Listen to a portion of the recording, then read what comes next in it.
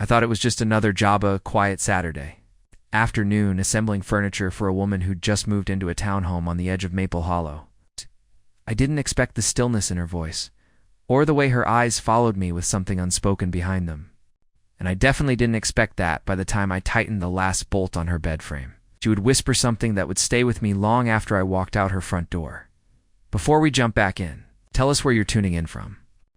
And if this story touches you, make sure you're subscribed, because tomorrow, I've saved something extra special for you.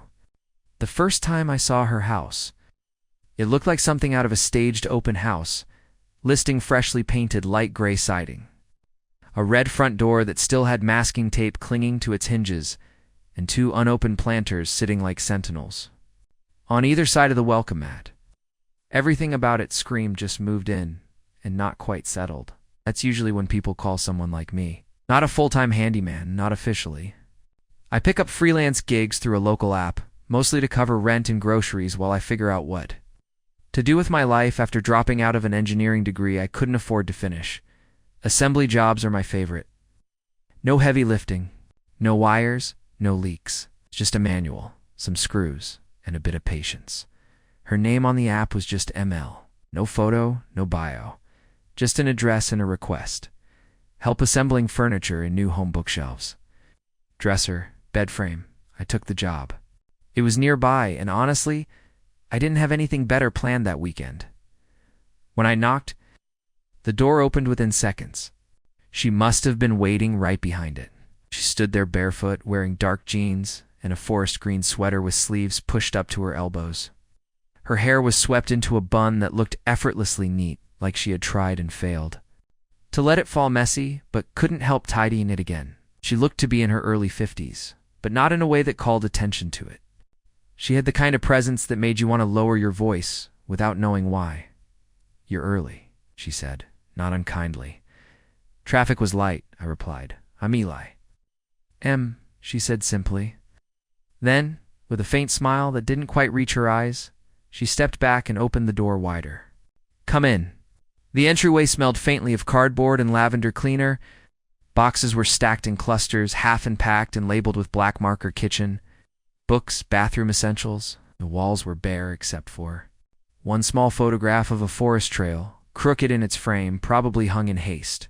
Ow. She led me to the upstairs bedroom, where the disassembled furniture leaned against the walls like skeletons waiting to be filled out. I set down my tool bag and asked if she wanted me to start with the bed. "Yes, please," she said, then hesitated. I'd offer coffee, but the machine's in a box somewhere. "No worries. I'm good." She nodded and sat on the floor. Near the window, legs crossed, fingers absently twisting the edge of her sweater. I started unpacking the bed frame, laying out the parts, skimming the manual. At first, the only sound was the occasional creak of the house settling and the clink of tools against metal. She didn't speak, and I didn't expect her to.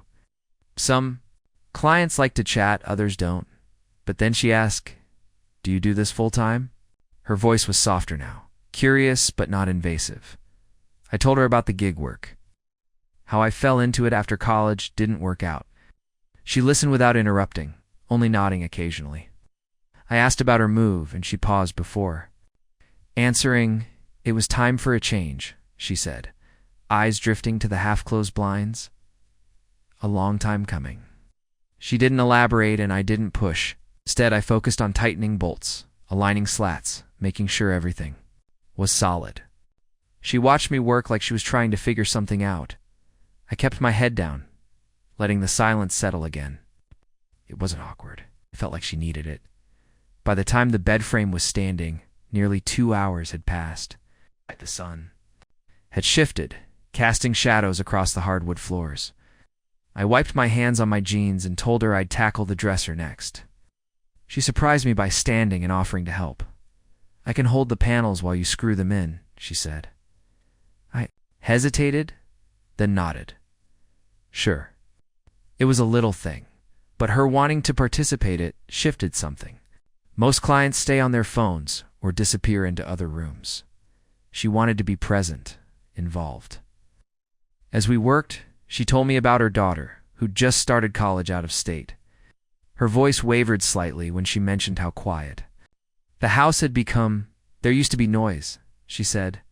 Music, footsteps, arguments. Now it's just me and the sound of settling. I glanced at her, unsure if I should respond. But she smiled quickly, as if to erase the heaviness in. The air, it's okay, she added. Just ... different. We finished the dresser together. Her hands were steady, but her eyes were tired, like she hadn't slept in a while. I asked if she wanted me to start on the bookshelves or come back tomorrow. She considered that for a moment. Maybe tomorrow, she said slowly. It's getting late. I packed up my tools, told her I'd return around the same time the next day, and she walked me to the door. As I stepped out, she said my name once, not as a question, not as a farewell, just my name, like she was testing how it sounded. Thanks. Eli. I smiled. See you tomorrow, Em.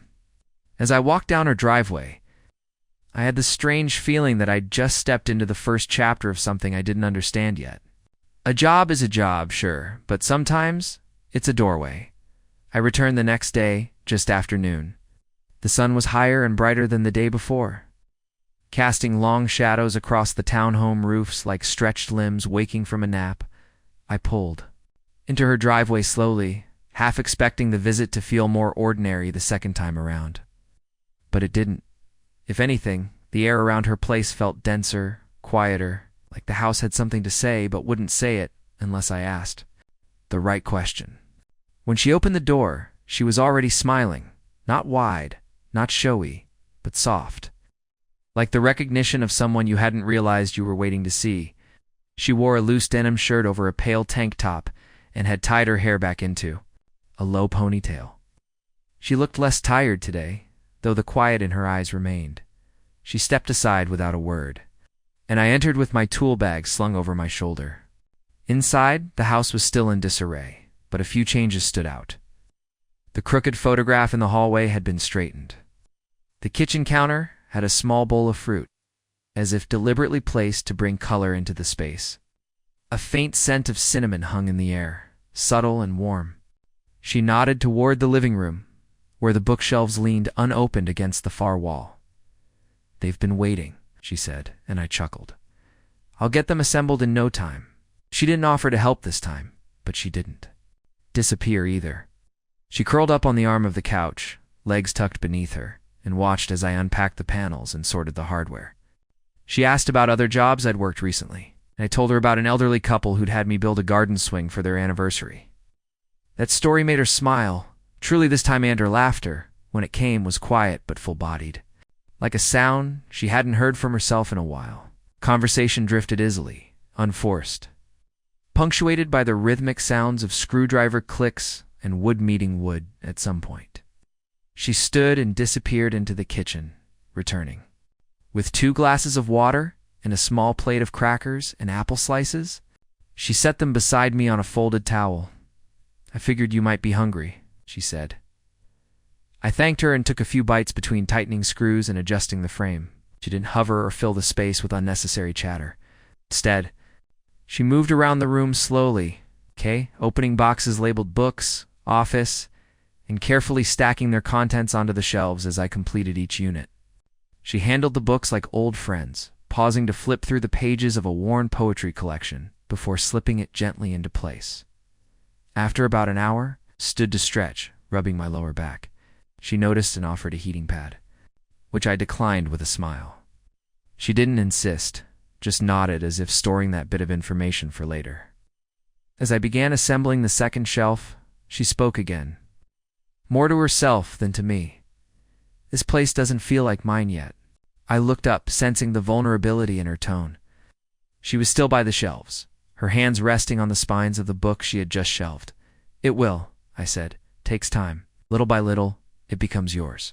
Nodded slowly. Then, let out a quiet breath. I thought the furniture would help.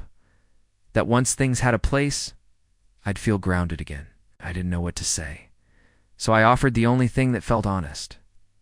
You're doing better than most. Made her laugh softly again, and she shook her head. You don't even know me? Sometimes that helps, I replied. And she didn't argue. We worked in silence for another hour, her organizing and me assembling, till both bookshelves stood side by side, sturdy and level. The room looked more lived in now, more purposeful.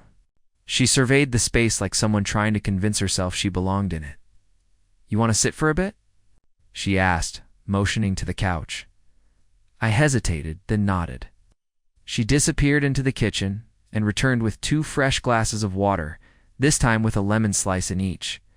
We sat side by side, a cushion's distance apart, facing the completed bookshelves like they were the climax of a long, slow symphony. For a few moments, neither of us spoke. The ticking of a wall clock and the occasional creak of the settling house were the only sounds between us. Then she shifted slightly, turning toward me. "I haven't had company in a while," she said. I glanced at her. Her hands were folded in her lap, knuckles pale. "Well, I'm here now," I said quietly. She nodded. "You make it feel safe. Like I don't have to pretend." It was a strange thing to hear, especially from someone I'd just met. I understood it more than I expected to. There was something about being let into someone's space, not just their home, but the quieter rooms they didn't usually open. She hadn't told me her life story, but she didn't have to. It was in the pauses between her words, in the way she straightened that one photograph, in the carefulness of her touch. Preparing and narrating this story took us a lot of time. So if you are enjoying it, subscribe to our channel. It means a lot to us. Now back to the story. Eventually, I stood to gather my tools, unsure of what to say as the job wrapped up.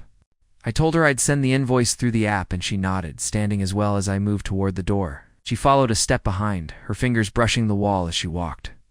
I reached for the handle, but before I could turn it, she spoke soft, almost like a question she wasn't sure she should ask. "Would you? Do you want to stay a bit longer?" I paused and looked at her. Her eyes met mine, steady but uncertain. There was no expectation in her voice, no flirtation, just quiet hope. I hesitated, unsure what staying would mean for her. For me, but something about the look in her eyes kept me from walking away. "I can stay a little longer," I said finally. She nodded and stepped back, leaving the door closed. The door remained closed behind me, sealing us back inside a space that, just moments before, had been defined by the simplicity of a job. Now it felt heavier, quieter in a new way, as though the walls themselves were listening. Em didn't say anything. Right away, she led me back toward the living room with a kind of delicate purpose, not tentative but not entirely sure of herself either. The couch had an indentation from where we'd sat earlier. She lowered herself back into it, while I remained standing for a moment longer. I'm sure of where I belonged in this new chapter we were apparently beginning. Eventually I sat back, down beside her, still leaving that cushion's worth of space between us. She tucked one leg beneath her, her body slightly angled toward me, fingers playing with the edge of her sleeve. Outside. The light had started to soften, the golden hour, stretching across the hardwood floor in ribbons of warmth and shadow. I hadn't planned to be here this long, but nothing in me wanted to leave. She glanced over, then down at her lap, then back to the bookshelves. "You did a good job," she said quietly. "Thanks. They'll hold a lot. They've already started to," she replied almost to herself. "More than just books." I didn't ask what she meant. The way she said it, I knew she wasn't talking about the shelves at all. We sat in that quiet for a bit longer, the kind of silence that isn't uncomfortable, just contemplative. She eventually stood again and disappeared into the kitchen. I heard the creak of a cabinet, the clink of glass, and then the soft hum of something being poured. When she returned, she held 2 glasses of red wine and offered one to me with a small, almost apologetic smile. "I figured if you're staying, we should have something to toast with." I accepted it, though I rarely drink on jobs, even after hours. But this no longer felt like a job, not in the way it had when I first arrived. We clinked our glasses gently, no words exchanged, and took slow sips. The wine was smooth, slightly chilled, and somehow suited the moment perfectly. She settled beside me again, closer this time, but still respectful of my space. The air between us had changed, still gentle, still cautious, but undeniably more personal. She started telling me about how she used to live in a bigger house, one with a wraparound porch and creaky floors that had character. She told me how, after the divorce, the silence in that house had been unbearable. It echoed too loudly, amplified every regret, every what-if, every memory. So she left, downsized, started over in this smaller, quieter space with bare walls and unopened boxes. "There's less space here," she said, "but somehow I can breathe easier." I nodded, sipping the wine again, letting her words settle. She looked at me like she was searching for something, not answers exactly, but a kind of understanding that she hoped I might offer without being asked. "I don't usually talk this much," she added after a moment. "You're allowed," I said. "This is your space." She smiled again, and the lines around her eyes softened. "You make it feel like mine." We drifted into a kind of wordless companionship after that, just sitting with the slow sinking sun, sipping wine, listening to the occasional sounds of the neighborhood outside, a dog barking in the distance, the low hum of a car passing by, the whisper of wind brushing against the siding. It felt like something suspended in time, like the kind of moment people don't notice until it's past and they're aching to get it back. Eventually, she set her glass down and stood, stretching slightly, arms overhead in a way that made her seem lighter, less burdened. She asked if I'd eaten, and when I said no, she smiled and headed to the kitchen without waiting for more. I offered to help, but she waved me off, telling me to sit and relax. From the couch, I could hear the fridge door open, the soft clatter of dishes, the steady rhythm of her moving through the motions. It wasn't long before the scent of something warming on the stove crept into the room. Garlic, onions, something earthy and comforting. 15 minutes later, she reappeared with 2 plates of pasta, simple but fragrant, and handed one to me before sitting again. We ate quietly, the kind of quiet where every bite feels intentional, every movement part of a larger, unspoken ritual. I told her it was delicious, and she nodded like she appreciated the compliment but hadn't cooked for validation. It was just something she wanted to do after dinner. We washed the dishes together at the sink, our shoulders occasionally bumping, our movements syncing without effort. It felt like we'd done this before, like we were falling into a rhythm we didn't know we already shared. When everything was dried and put away, we returned to the couch, both a little fuller, both a little more grounded. She turned toward me again, eyes steady. "Do you ever stay?" she asked. I didn't understand at first. "What do you mean?" "When you go to people's homes. When you finish the job, do you ever stay?" I thought about it, about all the jobs that had ended. With a nod, a polite thank you, and a door closing behind me. "No," I said honestly. "I don't." She nodded slowly, then looked away. "Neither do I," she said. For a long moment, we sat there. The room dim now except for the glow from a small lamp in the corner.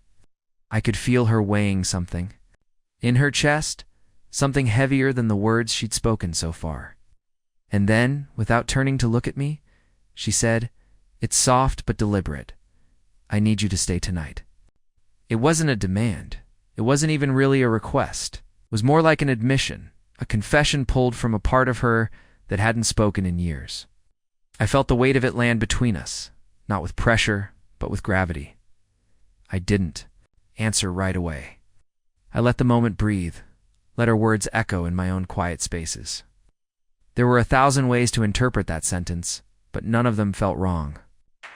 What she needed wasn't company in the usual sense. It wasn't about romance or intimacy.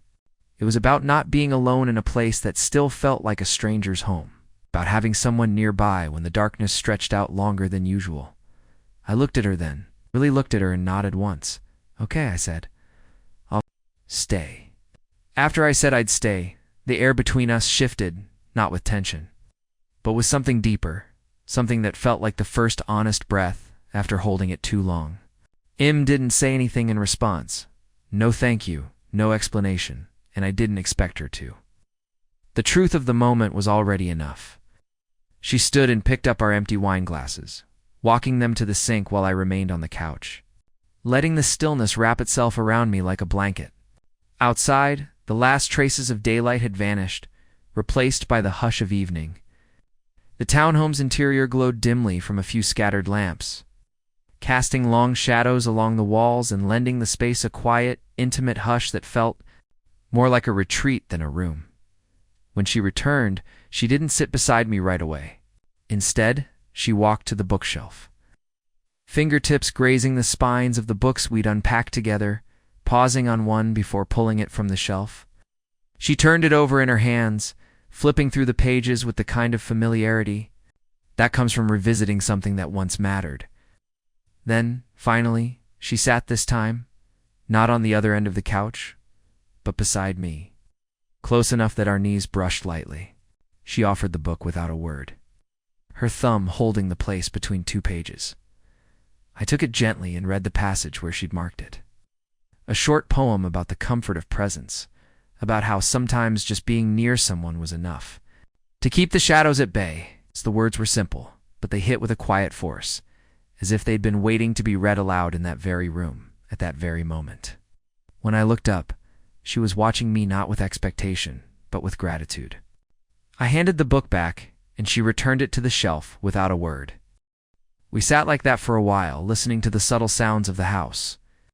The distant whoosh of a passing car, the occasional creak of settling floorboards. I didn't feel like a guest anymore. I didn't even feel like a handyman.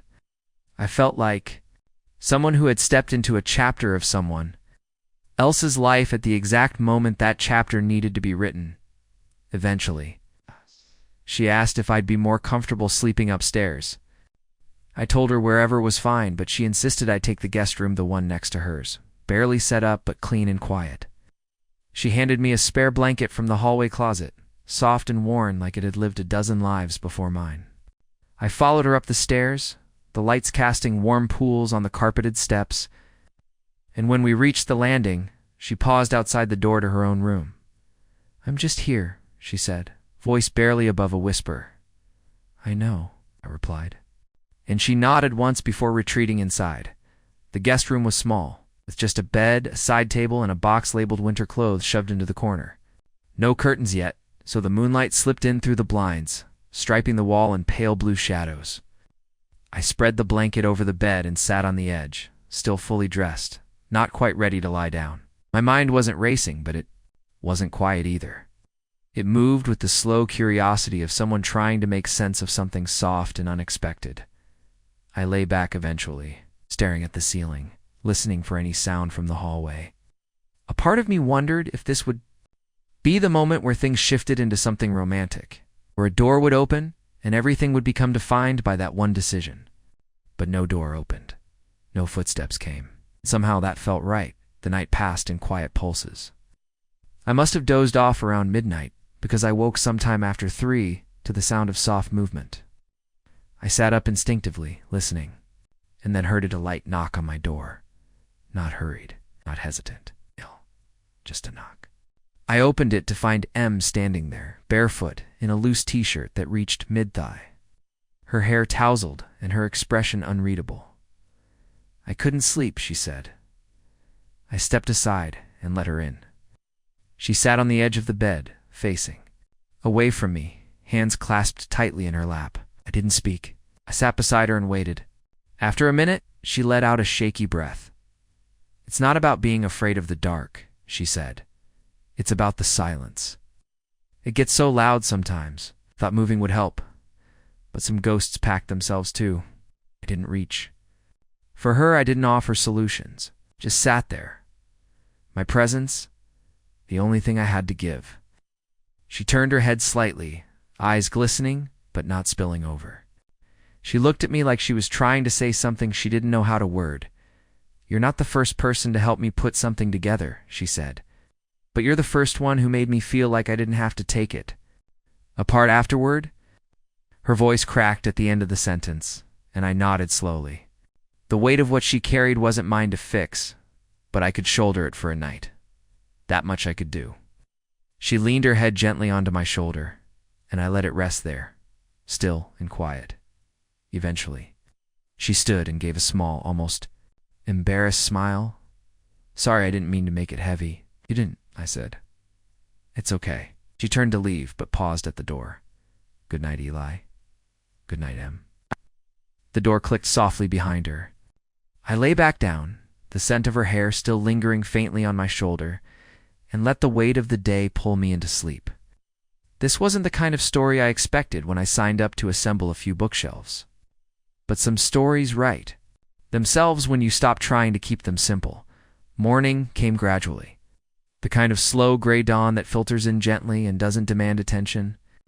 I opened my eyes to the faint outline of the window blinds, the faint hum of life outside still distant. The guest room was quiet, undisturbed, and for a moment I had to remind myself where I was. The night before had left an echo, one not easily shaken. Em's presence, her words, the weight she carried and chose to share it, lingered. I sat up slowly, feet touching the carpet, letting the cool air ground me before I reached for the blanket and folded it across the foot of the bed.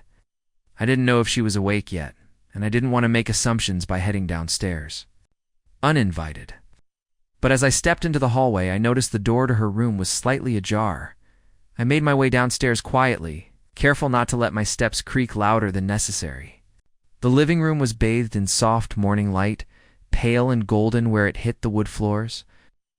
I glanced around, expecting solitude, but then heard the soft clink of dishes from the kitchen. When I entered, she was standing at the counter back, to me, pouring coffee into two mismatched mugs. She wore a long cardigan over her t-shirt, her hair still slightly messy. And something about the way she moved, unhurried made the room feel warmer. She turned when she heard me, offered a small smile, and pushed one of the mugs toward the edge of the counter. I took it without a word and leaned against the opposite counter, letting the quiet between us stretch. It wasn't uncomfortable. If anything, it felt earned, like silence was its own kind of conversation. "I didn't wake you, did I?" asked after a few sips. I shook my head and told her I'd woken up on my own. She nodded, eyes fixed on her mug, then looked up again. "Thank you for staying." I didn't know how to respond at first. Didn't feel like something I needed to be thanked for, but I understood what she meant. She wasn't just thanking me for spending the night. She was thanking me for not asking questions, for not rushing in to fix something that wasn't mine to fix, for just being there. "You're welcome," I said simply, and that was enough. We drank our coffee in silence, occasionally stealing glances at each other as if we were still trying to make sense of what had passed between us. She seemed lighter, like something had loosened inside her overnight. Not healed, not fixed, but softer, like maybe she believed in the possibility of comfort again. After finishing our coffee, she glanced at the half-empty box by the pantry. "I didn't get to the dishes yesterday. Still need to unpack those." I offered to help, and she didn't hesitate this time. We opened the box together, unwrapping plates and bowls and cups with the careful attention of people who understood that even the smallest things could carry history. Some of the dishes were new, still wrapped in store paper, but others were older faded floral patterns, chipped edges, mismatched sets. She told me some had belonged to her mother, others from her first apartment after college, as we lined them onto the shelves. She told me more stories about the first dinner she ever cooked alone, about the time she accidentally broke her ex's favorite mug and cried for reasons that had nothing to do with ceramic. She spoke like someone who hadn't spoken much in a long time, her words meandering but honest. I didn't interrupt. I let her wander through her memories and offered my presence as a quiet reassurance that none of it was too much. Once the last dish was in place, we stepped back and surveyed our work. The kitchen looked more alive now, more like a place where someone actually lived. She turned to me with a thoughtful expression. It's like something unspoken was forming behind her eyes. "You ever feel like life doesn't give you a warning when it's about to change everything?" "All the time," I said. "Sometimes the change is so quiet you don't notice it until it's already happened." She nodded, her gaze distant. "That's how this feels." Neither of us defined what this was, but we didn't need to. It was the accumulation of small moments, the wine, the conversation, the silent sitting. The choice to stay that had formed something neither of us had expected. Not romance, Not yet, maybe not ever, but connection. It's a kind that grows not from grand gestures, but from shared silences and gentle gestures. I told her I should probably head out soon, and she didn't try to stop me, but she didn't rush me out either. She asked if I had other jobs today, and I told her I did just one across town. She looked almost disappointed, then caught herself and smiled instead. "Thanks for everything," she said again, this time offering her hand. Took it, and we stood there for a moment, hand in hand, before letting go. No promises, no expectations. Just a quiet acknowledgement of what had passed between us. I gathered my things, made sure the tools were back in my bag, and headed to the door. As I stepped out onto the porch, she followed, stopping at the threshold. "Hey, Eli," where she called. Just before I stepped off the last stair, I turned. "If you ever need someone to just sit with, you know where to find me." I smiled, nodded, and walked back to my van, the warmth of her words carrying me farther than I expected, driving away from her townhouse that morning. The streets looked the same, but I didn't feel the same. The houses, the intersections, the stop signs, they passed like normal, but I was somewhere else in my head. My thoughts didn't move quickly. They unspooled slowly, like thread from a spool, drifting back to the stillness of her kitchen, the echo of her words, the weight of that night. The job I was heading to felt secondary, like background noise against something more real that I hadn't quite processed yet. I arrived at my next client's house and went through the motions, cordless drill in hand. Screws tightened, instructions followed, but my mind kept pulling me back to that moment on her stairs, to her voice calling. After me, to the way her hand had lingered in mine. It wasn't attraction in the way I'd usually define it. It was something quieter, something warmer. It felt like finding a familiar song on the radio after forgetting it existed. I thought maybe I was just reading too much into it, maybe. We both were just lonely at the same time. Two people who happened to overlap when the silence became too loud. But deep down, I knew it wasn't just that. There was a pulse underneath everything, a rhythm I hadn't expected. Over the next few days, I kept thinking about her more than I meant to. I tried distracting myself with other jobs. I replaced a water heater in a duplex across town. I repaired a cracked window frame for an elderly couple who insisted on feeding me cookies before I left. I even fixed a leaky faucet that turned into an entire pipe replacement job. All of it filled the time, but not the space. That space belonged to Em. It belonged to the quiet between us. To the way she didn't ask me to solve her sadness, but trusted me enough to let me witness it. On the fourth day, I found myself parked outside her place again. I wasn't sure what I was doing there. There wasn't any work left to finish, but I had told her truthfully that if she needed anything, she could call. She hadn't. Still, there I was. I told myself I was just passing through the neighborhood, and figured I'd swing by, see if she needed help unpacking more boxes, or maybe just check on the bookshelf one more time to make sure it was holding. But that was a lie I'd constructed on the drive over. I just wanted to see her. I hesitated at the door, hand raised to knock when it opened before I could. She stood there in jeans and a flannel shirt, sleeves rolled to the elbow, hair pulled, back but loose around her face. Her eyes widened in surprise, and for a second, I worried I had misjudged everything. I was just about to take a walk, she said, her voice soft but not cold. I stepped back, hands in my jacket pockets. Didn't mean to interrupt, I was just in the area. She looked at me for a second longer, as if deciding something internally, then stepped aside. "Want to join me?" I nodded before the question had even fully left her lips. We walked. In silence at first, down the block, and then onto a path that curved around a small neighborhood park. The air was crisp, early signs of fall beginning to touch the trees, leaves curling just at the edges. She walked slowly, deliberately, like someone savoring each step. I matched her pace, keeping just enough distance to be respectful, close, enough to not feel like a stranger. Eventually, she spoke. "I almost called you last night." I glanced over, but she didn't look back. She was watching a pair of kids kick a soccer ball across the grass. Their laughter carried in the breeze. "I didn't really have a reason," she continued. "I just wanted to hear your voice." I didn't say anything, not right away. not because I didn't know what to say, but because I wanted to hold. The moment without rushing it, I thought about calling you too. I finally admitted. She smiled, a small thing. Odd. But it stayed on her face longer than I expected. By the time we circled back to her place, the sun was starting to dip again, casting amber light on her front steps. We paused there, the silence settling comfortably again. "You want to come in?" she asked, like it was a question, but also a habit, like she already knew the answer. I followed her inside. The warmth of the house wrapping around me instantly. It smelled like cinnamon, and something floral maybe from a candle, or maybe just the way the light caught the air in her space. She didn't offer wine this time. Instead, she made tea, 2 mugs steeping on the counter while we stood shoulder to shoulder, saying nothing. The kind of quiet that doesn't need to be filled. She handed me my mug and gestured toward the couch. We sat, not as strangers, not quite as anything specific either. Just 2 people choosing to exist in the same space again, like the presence of the other had begun to feel like a necessary ingredient in the evening.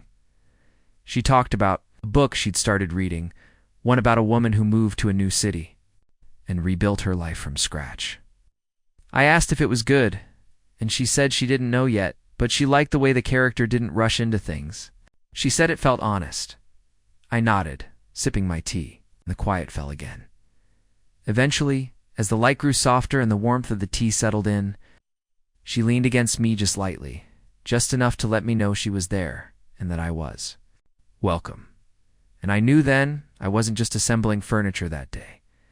I was building something else, piece by piece. That evening stretched on with a kind of quiet fullness, the kind where you're not aware of the time until you suddenly are. Em and I didn't speak much after she leaned against me, but the silence didn't press, it soothed. We sat like that until the room dimmed around us and the shadows folded into the corners. She didn't move, and neither did I, as if shifting would break the spell that had settled over us. I could feel her breathing, slow and even beside me, and I matched it without meaning to. It was a stillness that didn't ask anything from either of us. Just to be there, just to remain. Eventually, she stirred slightly, not pulling away, just adjusting the way her arm rested against mine. She looked up at me for the briefest moment, and something in her expression had changed, not entirely open, but not guarded. Either like she'd stopped waiting for me to walk away, maybe like she had stopped waiting for herself too. She didn't ask questions. She didn't ask why I kept showing up or what I wanted from her. I think she already knew that, whatever this was, it hadn't been defined yet, and maybe it didn't need to be. After a while, she stood and stretched, arms overhead, her cardigan slipping slightly off one shoulder. She caught my eyes following the motion and offered a tired but amused smile. "Long day," she said, though it wasn't quite a complaint. I nodded and stood too, not because I was in a rush to leave, but because I wanted to give her the space to wind down the evening on her own terms. I should probably head out, I said softly, even though part of me hoped she might ask me to stay again. Not out of expectation or ritual, but simply because it felt like we had started something unfinished. She walked me to the door, pausing before opening it. Her hand lingered on the handle, then dropped slowly to her side. "I didn't expect you to come back," she said, her voice almost too quiet for the hallway to carry. "Most people don't." "I didn't expect to either," I admitted, "but I wanted to." She gave a small nod, then opened the door. A porch light had clicked on automatically, casting a warm circle of gold onto the steps. I stepped out, but paused at the top, turning slightly to face her. Her eyes met mine, and there was something unspoken there. Something soft and flickering that neither of us quite reached for, but both of us recognized. "Good night, Em." "Good night, Eli." I walked to my van with a strange calm in my chest. Not joy, not anxiety, just something like steadiness, a quiet center. I didn't know what any of this meant yet. I didn't know what she needed from me, or if she even wanted anything more than what we'd already shared. But I knew one thing. For certain, I wanted to keep showing up. That night, back in my apartment, everything felt slightly off. Not wrong, just different. My couch was colder, my tea didn't taste the same, The silence was no longer restful, it was comparative. I realized then how much I had absorbed from just being around her. It's the cadence of her voice, the quiet strength of her presence, the way she looked at me like I wasn't just another task on someone's to-do list. I slept uneasily, not from regret or restlessness, but from that strange ache of being somewhere else in your thoughts, long after your body has gone home. The next morning, I didn't have any job scheduled until the afternoon. I moved around my kitchen in slow circles, making eggs I didn't finish, sipping coffee that grew cold too fast. My phone sat silent on the counter, and though I didn't expect a message from her, part of me kept glancing at it anyway. It wasn't about chasing something, it was about presence. Hers lingered. Around 10, I grabbed my tool bag and headed out, even though the job wasn't until 1. I drove with no destination in mind for the first 20 minutes, just letting the roads guide me. When I eventually parked, it was in the lot near the same neighborhood Park M and I had walked through days before. I sat there for a moment, watching kids chase a kite across the grass, their laughter lifting into the wind like it belonged there. My phone buzzed once. I didn't recognize the number at first, but when I opened the message, I saw her name attached. "Hey, hope it's not weird," I texted. "I just found one more box of stuff. It's mostly books. You don't have to, but if you feel like helping." I stared at the screen, that slow smile spreading before I even realized it. I typed back quickly before I could overthink it. "Be there in 30. When I pulled up to her place again, it was like stepping back into a story mid-sentence. The front door was open this time. The screen door latched, but letting light pour into the entryway. I knocked anyway, and her voice floated out from somewhere inside. "Come in." She was kneeling by the hallway closet, surrounded by paperbacks and photo albums, sleeves rolled up and hair pinned loosely. She looked up as I approached, a relieved smile curling her mouth. "Sorry for the short notice. I didn't expect to keep finding these little pieces of my past everywhere." "Boxers have a way of doing that," I said, crouching beside her.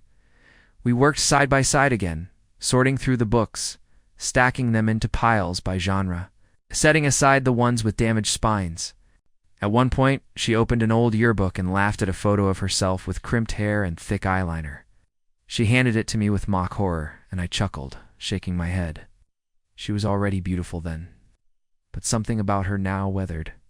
Grounded, kind-made, that past version seemed like a sketch of the full painting she'd become. We ended up sitting on the floor again, backs against the wall, knees slightly touching. The late morning light cut across the room in warm lines. She reached for a dusty hardcover, flipped it open, and a photo fell out, a candid picture of her and someone I assumed was her ex-husband.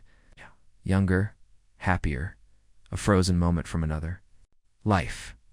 She looked at it for a long second, then set it down between us. "It's strange," she said, voice low. "I don't miss him. But I miss the idea of being known, not explained, just understood." I looked at her then, really looked, and said what came to me without polish or preparation. "You're not invisible here." She blinked, and for a moment I thought maybe I'd said too much. But then she smiled quietly, gratefully, and leaned her shoulder against mine again. We didn't move for a long time. We didn't say much after that. The sun rose higher, casting sharper beams across the living room floor, but neither of us shifted. Time had taken a back seat again. There was no rush in her breathing, no tension in her posture. It was as if her body finally believed it could be safe in stillness. And somehow, my body responded in kind. To people, shoulder to shoulder. Not racing to name anything, not rushing toward a conclusion, just existing side by side like we had more time than we ever expected. And in that rare kind of moment, time didn't feel like an enemy. It felt like a witness. Eventually, she stood and stretched, brushing dust from her jeans, and looked around the room like she'd forgotten it was hers. I watched her scan the space, the half-empty boxes, the shelves filling with memories she was just now brave enough to unpack. It struck me again how much she'd been holding on her own for so long.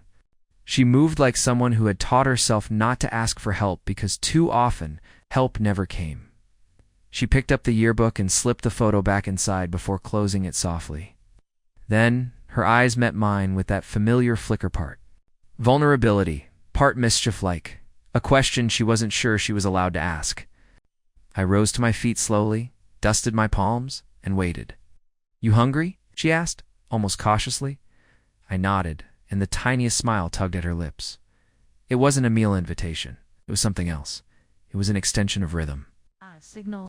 That the world she'd built brick by careful brick now had room for someone else. Even if just for an afternoon, we settled into the kitchen, where she moved with ease now. Not quite like she had company, not like she was entertaining, but more like she'd remembered how to share her space. I stood at the edge of the counter, watching as she pulled a loaf of bread, a couple of eggs, and some vegetables from the fridge. It was nothing fancy: toast, scrambled eggs, and sautéed greens, but it smelled good, earthy, and comforting, and it made the house feel like a place that breathed. I asked if I could help, and she handed me the cutting board without hesitation. We moved side by side again, elbows bumping now and then, not an apology but in a kind of rhythm that required no thought. She told me she used to cook every Sunday when things were better before the move, before the unraveling.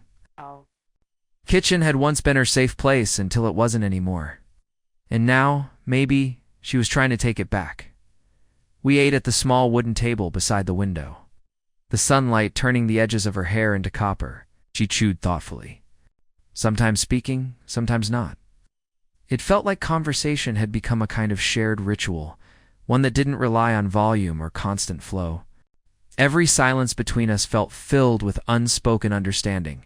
At one point, she told me she used to dream of opening a bookstore cafe when she was younger, back when her life had more pages unwritten. Laughed after she said it, but not bitterly. She laughed like she had just remembered an old friend. I told her it wasn't too late. She looked at me, really looked, and for a moment I wondered if anyone had said that to her in years. "It's different now," she said. "The things you want at 20 aren't always the things you can chase at 40. "Maybe not," I replied, "but that doesn't mean they disappear. Maybe they just wait." She didn't answer, but her smile deepened just slightly, like something had been offered that didn't need immediate acceptance, just the acknowledgement that it existed. After we finished eating, we cleaned up without thinking about it. The kind of silent coordination that made it feel like we'd done it 100 times. When the last plate was dried and stacked, she leaned against the counter and watched me for a long moment. Head tilted slightly. "You're easy to be around," she said, her voice so soft I almost missed it. I didn't know what to say to that. Compliments from her never came lightly, and I didn't want to cheapen it with something rehearsed or shallow. So I just nodded and looked at her the same way she looked at Meal. I'd just remembered something important and forgotten, eventually. I checked the time and realized the afternoon had already slipped halfway into evening. I mentioned the clock out loud, half expecting her to take it as her cue to usher me out gently. But she didn't. She just nodded and walked with me toward the front door, at the threshold. I turned to thank her again, though I wasn't sure. For what exactly? For the meal? For the quiet? For the strange sense of belonging? She opened the door, but instead of stepping aside, she lingered. Her voice came barely above a whisper. "Do you ever get tired of leaving places that feel like home?" It hit harder than I expected. I didn't answer immediately. The question wasn't rhetorical, but it wasn't begging for a solution either. It was an echo, when I understood. Too well. "Yeah," I said, more than I used to admit. She looked down, then back at me, and her fingers grazed the edge of the door. "Then maybe don't, this time." I froze. She didn't say it with desperation. There was no fragility. In her tone, no urgency, just quiet certainty. An invitation that didn't ask for anything more than presence. "I mean," she added, brushing a strand of hair behind her ear, "there's still another box of books somewhere, probably." We both smiled then, because we both knew the box didn't exist. She stepped aside, and I followed her in without a word. And as the door clicked shut behind me, I realized I had crossed an invisible threshold. One where jobs ended but stories continued, where proximity turned into presence, where I wasn't just assembling furniture anymore. I was building something with her. The second time, stepped into her house that day, felt different from the first. It wasn't just the lighting or the stillness inside. It was the air itself, as if it recognized something had shifted. There was no longer the sense of a client letting a handyman inside. That boundary had softened, dissolved even. This time, it felt like a choice we had both made, wordlessly, but deliberately. She didn't rush ahead or try to fill the air with chatter. She simply walked toward the living room, and I followed. The way you do when you're stepping into something you don't want to name too soon. We sat on opposite ends of the couch at first. The familiar distance between us, like a rhythm we'd learned to respect, but it didn't last. After a few minutes of shared silence, she tucked one leg underneath her and turned slightly toward me. As if waiting to see if I would turn too, I did, not because I thought it meant anything specific, but because it felt natural. The lamp beside us cast a soft golden hue that smoothed over the edges of the room and made everything look gentler. Even the half-unpacked boxes seemed to exhale. She reached for the blanket draped over the back of the couch and pulled it over her lap. Then she looked at Minot with expectation, but with something quieter, more vulnerable.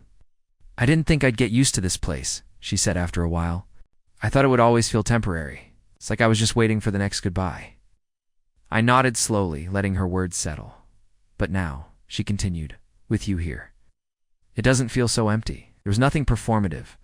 In her tone, no drama, just honesty stripped bare." I took a deep breath, letting that admission wash over me. It didn't demand a response, but I gave one anyway. "I think places change depending on who's in them," I said. "And how safe we let ourselves feel." She turned her gaze toward the window then, eyes resting on the quiet street outside. The sky was just beginning to blush, streaks of pale pink mixing with the fading blue.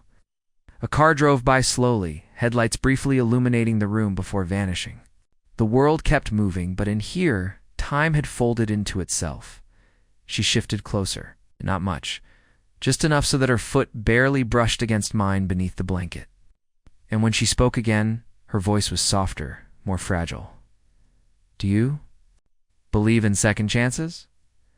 I didn't answer right away. I wasn't sure what version of the question she meant. Did I believe in second chances at love, at life, at forgiving yourself for all the years you'd spent pretending to be fine? But then again, maybe she meant all of it at once.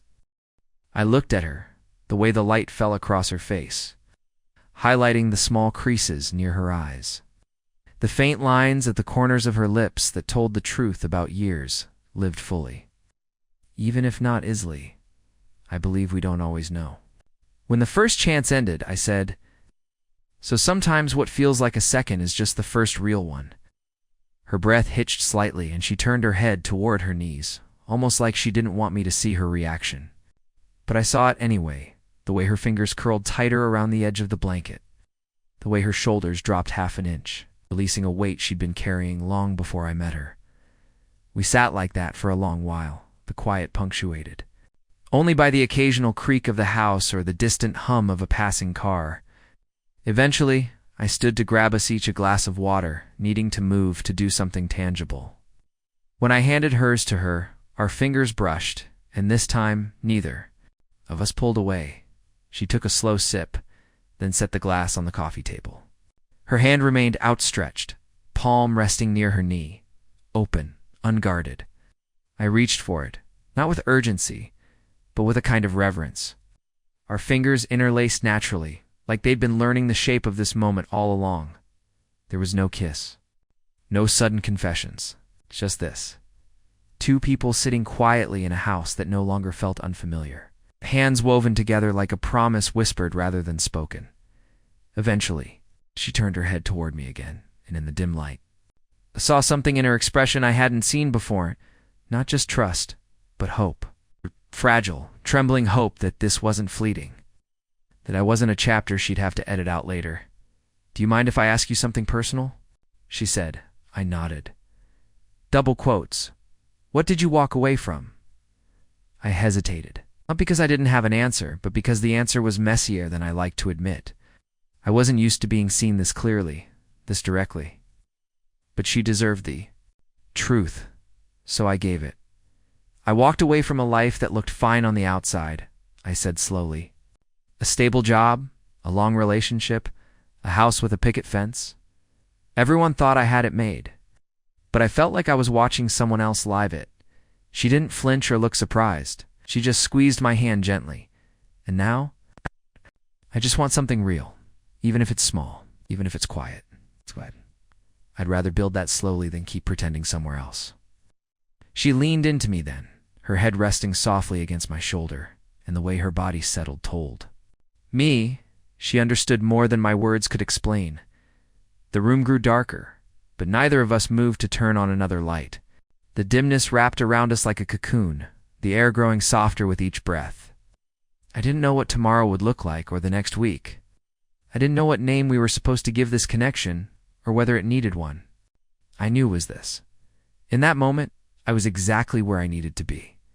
And for the first time in a long time, I wasn't alone in feeling that way. The air inside her home grew quieter with the fading light, not empty, but settled. It was the kind of silence that felt full of meaning, of memory, of things unsaid but deeply understood. We didn't move. From the couch for what felt like hours, our joined hands resting between us like some small bridge we'd both crossed without realizing it. Her breathing remained slow and steady beside me, and I matched its rhythm again without thinking. It was strange how in such stillness everything could feel alive.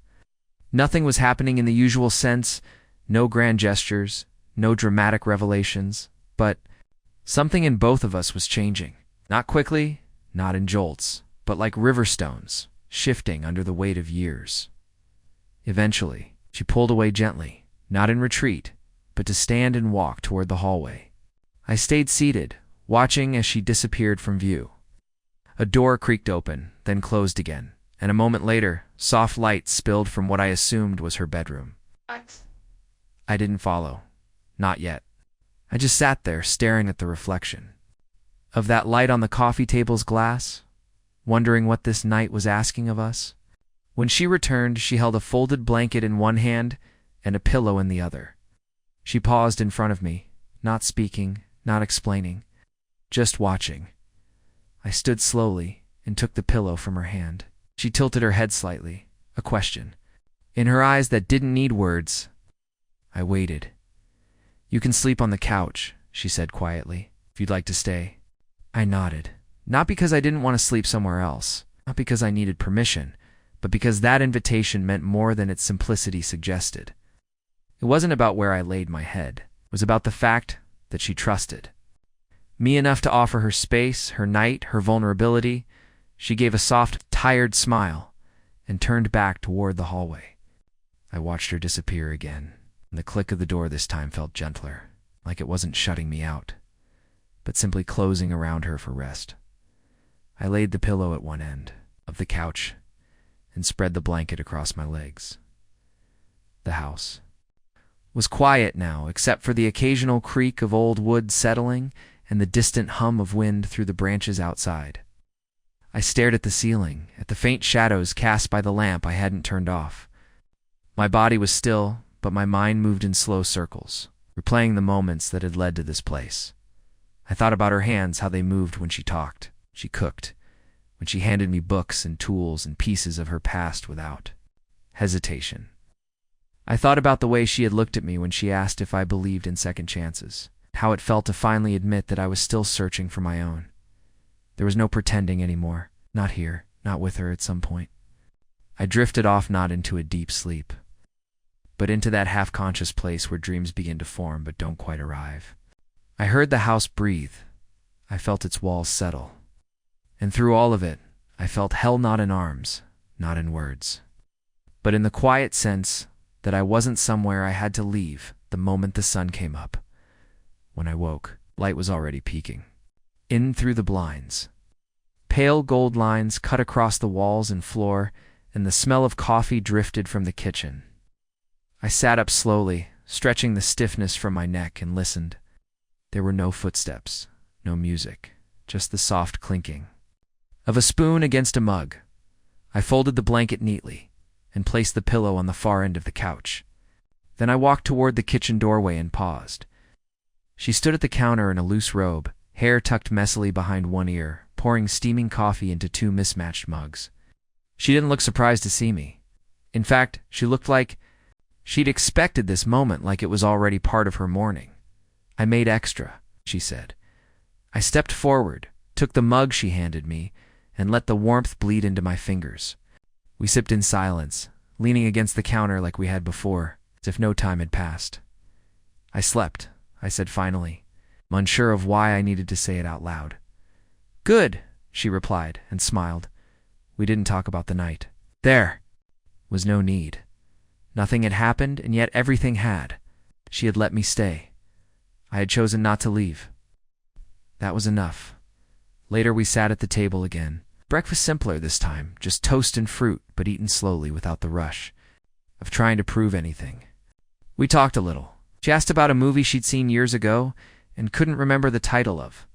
I told her about a road trip I took once through the Pacific Northwest, sleeping in my van and waking to the sound of rain. We laughed, not loudly, not excessively, just enough to fill the room with something warm. At one point she looked up at me over her mug and said, "You don't feel temporary." It wasn't a question, and I didn't respond. I didn't need to. Already. Knew I felt the same? We were moving slowly, deliberately, like two people who had both spent years rushing through everything and finally wanted to see what it was like to let something unfold without urgency. She stood and walked to the window, looking out at the street. The morning was alive now, neighbors walking dogs, someone unloading groceries, a kid riding a bike too fast for the corner. It was life in motion, but we were still inside the pause. I came up behind her, not too close, just enough that she could feel my presence without turning around. "Do you want to take a walk?" she asked. I nodded, and we stepped out into the day together. Not as strangers, not as lovers, just as two people who had stopped pretending they didn't need connection. We didn't hold hands this time, but we walked in step, and somehow it felt like more than enough. The sun had climbed just high enough to warm the pavement when we stepped out the front door. There was a light breeze, gentle but persistent, the kind that whispered through tree branches and carried the smell of dew from front lawns that had been freshly watered. Ime closed the door behind her without looking back, like she didn't need to check if the place was locked. That small motion told me something. It meant she felt safe, not just inside the house, but in the space we shared now, whatever it was becoming. We didn't walk with a destination in mind. We just moved slowly and without urgency, as if each step was meant to help us understand where we stood, not just in the world, but in each other's orbit. The neighborhood was quiet in a pleasant way. We passed brick homes with porch swings, and mailboxes shaped like lighthouses, lawns dotted with garden gnomes and forgotten children's toys. Each yard told a different story, and I could feel him soaking them in, comparing them perhaps to her own, measuring the gaps. The dreams she used to have for this place, or maybe the ones that were beginning to form now. She didn't say much at first. Her hands were tucked in too, the pockets of her robe, her eyes scanning everything without landing on anything specific. I didn't interrupt. I knew that silence wasn't her way of shutting me out. It was how she sorted things, how she made sense of the shift between one chapter and the next. I'd seen that look on her face the day before, when we unboxed her old photographs and yearbooks. It was a quiet excavation. She wasn't just walking. She was remembering, maybe rewriting. Eventually, she paused near a corner where a tall maple tree threw dappled shadows onto the sidewalk. A wooden bench sat nearby, paint peeling in patches but still sturdy. She looked at it, then at me, and gestured subtly. We sat. The silence stretched a little longer, not uncomfortable, but thick with something unspoken. Birds chirped from overhead. A sprinkler hissed to life somewhere across the street. She leaned back against the bench and tilted her face toward the sky, letting the sun warm her skin. "I used to come here when I first moved in," she said finally, her voice soft and slow. "This bench, this spot. It was where I sat when I didn't know what to do next." I didn't respond. Just let her keep going. "I remember one morning, maybe a week after I got here, I sat here in my pajamas, crying behind sunglasses, hoping no one would ask me what was wrong. Didn't even have a reason I could explain back then. I just felt like a ghost in my own life. I turned slightly toward her, my hand resting on the bench between us. She didn't reach for it, but I noticed her eyes flick to that space, as if acknowledging the offer. "And now?" I asked. She exhaled, not quite a sigh, more like a breath that had been waiting a long time to be let go. "Now it feels different, still uncertain, still messy, but less lonely." She didn't say it was because of me, but she didn't have to. I leaned back letting the wood press into my shoulders, and watched a squirrel dart across a low wall nearby. The world around us was ordinary, but the weight of what passed between us made it extraordinary in its own way. After a few minutes, she shifted and crossed her legs, pulling her robe tighter around her. The breeze had picked up slightly, brushing strands of hair across her face. "Can I ask you something?" she said. I nodded without hesitation. "What's the hardest thing you've ever had to unlearn?" The question caught me off guard, not because it was intrusive, but because it was so precise. I thought about it for a moment, tracing the years of my life like lines on a map. Finally said that being needed isn't the same as being loved. She didn't flinch, didn't fill the air with platitudes. Oh. She just nodded slowly, her eyes steady on mine, and I could tell she understood. "I used to think the same," she said. "For a long time, I let people keep me around because I was useful, not because they saw me. Not really. It was strange. How in just a few short days we'd found this rhythm, this dance of truth and trust. I wasn't used to it." Was she? And yet, there we were, speaking truths we didn't even know we'd carried. We eventually stood again and resumed walking, circling the block at a pace that invited reflection. When we reached her driveway again, the sun was higher and the shadows had shortened. She paused at the edge of the concrete and looked up at the house, not with dread or hesitation, but with something closer to recognition. "Would you stay a little longer?" she asked, voice almost lost in the breeze. I nodded. "Of course." We stepped back inside, and the house, once filled with boxes and the residue of old chapters, now felt open. Not because it was finished, far from it, but because it had begun to hold something new. It wasn't just a place Em lived. It was becoming a place we were creating. She led me to the second bedroom, where some of the furniture was still disassembled. The desk leaned against the wall, and a bookshelf sat in pieces across the floor. I rolled up my sleeves, and without a word, we got back to work. But now the silence between us felt different again. It was shared, collaborative, filled with that quiet hum that builds when two people move in, sync not just physically, but emotionally. We didn't talk much while we worked. Occasionally, she'd pass me a screwdriver or laugh softly when I struggled to line up a screw. At one point, she played music on her phone low, bluesy folk that wrapped itself around the moment like a soundtrack written just for us. And as the day stretched on, as the pieces came together and the room took shape, I realized something that caught me by surprise. I wasn't just building furniture, I was anchoring myself to something real. The desk came together slowly but steadily. Each screw tightened with a quiet rhythm that felt almost meditative. Em knelt on the floor beside me, holding pieces in place as I fastened them, her hair falling loose from the knot she'd tied that morning. The sunlight drifting through the window kept shifting, painting long golden streaks across the hardwood. It was one of those moments where the world outside could have been still for all we knew. Time no longer mattered, not in minutes or hours, but in shared actions. Glances, the comfort of existing near someone who expected nothing and offered everything just by being present.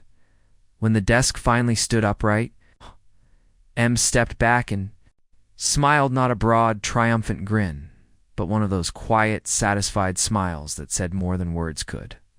I wiped my palms on the side of my jeans and followed her gaze, and for a second, we just stood there admiring something small we'd built together. Oh. It wasn't just the desk, it was the process, the way we'd navigated it gently, patiently, without tension or frustration. It mirrored the slow formation of something far more delicate and uncertain between us. Em brushed dust off her knees and rose, stretching slightly as her back arched with the motion. I saw the ease return to her posture, the way she moved more freely now in her own space, like the walls had softened for her. Maybe because someone had walked beside her long enough to remind her she didn't have to carry it all alone. "I'll make us something to eat," she said, not quite looking at me, "unless you'd rather head out." There was no pressure in her voice, no expectation wrapped around the offer, but still, there was something underneath, a subtle tremble, like part of her wanted to ask me to stay but couldn't quite form the words again. I met her eyes and shook my head. "I'm not in a rush." She nodded, and the smallest trace of relief passed over her expression before she turned and made her way to the kitchen. I followed a few minutes later, stopping briefly in the hallway to glance at the framed photos she had begun hanging. Most of them were candid shots of younger Em laughing on a dock, a black and white photo of her in a graduation cap. One of her and an older woman, I guessed, was her mother, both holding up cups of ice cream with smudged smiles. There was life in those images, life that had paused somewhere along the line. But it was starting to play again, one frame at a time. When I entered the kitchen, she was slicing tomatoes at the counter, a pan already heating on the stove. I moved beside her, reaching instinctively for the bread and cheese she'd set out. We didn't talk much. We didn't need to. The clinking of utensils, the soft sizzle of butter in the pan, the shared motions of preparing a simple lunch, everything settled into that steady, comforting rhythm we'd discovered since the day before we ate in the sunroom, plates resting on our laps as birds chirped in the trees beyond the glass. The food wasn't anything fancy, just grilled cheese and tomato slices, but it tasted like something more, like warmth, like home. Took small bites, occasionally leaning back to stretch her legs and watch the trees sway outside. I couldn't remember the last time I'd eaten a meal this slowly, without checking the time, without feeling like I needed to be anywhere else. After we finished, she set her plate aside and drew her knees up to her chest, resting her chin on top. The late afternoon light had turned amber by then, touching everything it reached with soft edges. She looked over at me with a faint smile and said, "This is the first time in months I haven't felt like a guest in my own life." That sentence sat with me for a long moment, deep and heavy in its honesty. I understood exactly what she meant. There's a way you start going through the motions when you've been alone for too long. A way of drifting, keeping yourself busy, but never fully grounded. I'd lived in that fog too, just enough momentum to move forward. Never enough to arrive anywhere that felt real. "I'm glad I could be here," I said, and I meant it. Not just in the literal sense of showing up to assemble furniture, but to bear witness to her unfolding, to hold space where before there had only been silence. The rest of the afternoon moved like water, slow and fluid. We returned to the second bedroom and unpacked a few more boxes, ranging books on the newly assembled shelf, folding blankets, stacking small trinket boxes in a corner drawer. Em told me stories behind some of the items: ceramic owl from her grandmother's shelf, a chipped mug from a long-forgotten trip to Santa Fe, a tiny wooden bear from her childhood that had somehow survived every move. Each object became a thread in a tapestry I hadn't realized.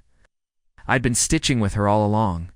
It wasn't just a house anymore. It was becoming a story, and I was part of it now, not as a visitor, not as a footnote, but as someone slowly woven into the margins.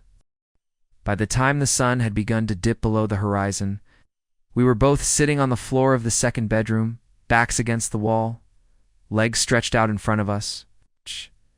We didn't say much. The room felt different now, lighter, more complete. The space between us wasn't filled with tension or hesitation, just breath, just quiet company. She leaned her head back against the wall and exhaled deeply. "I don't know what tomorrow looks like," she said, "but for the first time in a while, I'm not afraid of it." I turned my head slightly to look at her. The light from the hallway spilled across her face just enough to catch the softness in her expression, the openness she wasn't hiding anymore. I nodded. "Maybe that's enough," I replied. She didn't respond with words. Instead, she reached over and rested her hand gently on my knee, a small gesture of grounding. We stayed like that as the room darkened around us, neither of us moving to turn on a light, and in that soft, encroaching darkness, I realized something else sometimes. Staying the night doesn't mean sleeping under the same roof. Sometimes it means choosing to stay inside someone's moment fully, without running. And for the first time in years, I wasn't running anymore. The darkness that settled in the room wasn't heavy. It was gentle, like a blanket slowly being pulled over the day, inviting us to stay a little longer in its calm embrace. We didn't move for what felt like an hour, letting the quiet stretch between us like a thread neither of us wanted to cut. The house creaked in the natural way older homes do, each sound adding to the sense that we were tucked inside something real, something lived in, not perfect, but breathing. I could hear her breathing too, slow and even beside me, and I matched it without thinking, a mirror of rhythm we'd unconsciously shared since the first time she opened her door to me. Eventually, Mel stood, brushing her palms against her thighs, as if waking herself from a trance. She didn't say anything at first, just reached out a hand toward me. I took it. There was no grand gesture in it, no force behind it, just an offering, and I accepted. She led me into the hallway where soft lamplight glowed from the living room. The air felt different now, a little warmer, a little closer, as if the walls themselves had pulled tighter to enclose us in this quiet, unfolding chapter. She walked into the kitchen, flicked the light on, and opened a cabinet to grab 2 mugs. I stood in the doorway watching as she moved with a kind of careful comfort, her steps deliberate but not guarded. There was something intimate about the way she moved in her own space now, something unspoken that hadn't been there yesterday. She poured water into a kettle and set it on the stove, then turned around and leaned back against the counter. "I sleep better with tea," she said. Her voice was soft, like she was still holding on to the quiet we'd sat in for hours. I nodded, understanding without needing to respond. We stayed like that, in the glow of the overhead light and the low hum of the heating kettle. To people orbiting the same moment, when the tea was ready, she handed me a mug and took her own, leading us to the couch again. She folded her legs. Beneath her and I sat beside her, our shoulders not quite touching, but close enough to feel the warmth radiating from each other. We sipped in silence. The tea was chamomile, floral and calming, and it paired with the night like it had been made just for this. I glanced over and saw her eyes half-lidded, her body relaxed in a way I hadn't seen before. Not during our work, not during breakfast or unpacking boxes, but now. This was a woman letting herself be still, letting herself be held by the moment, and maybe even just a little.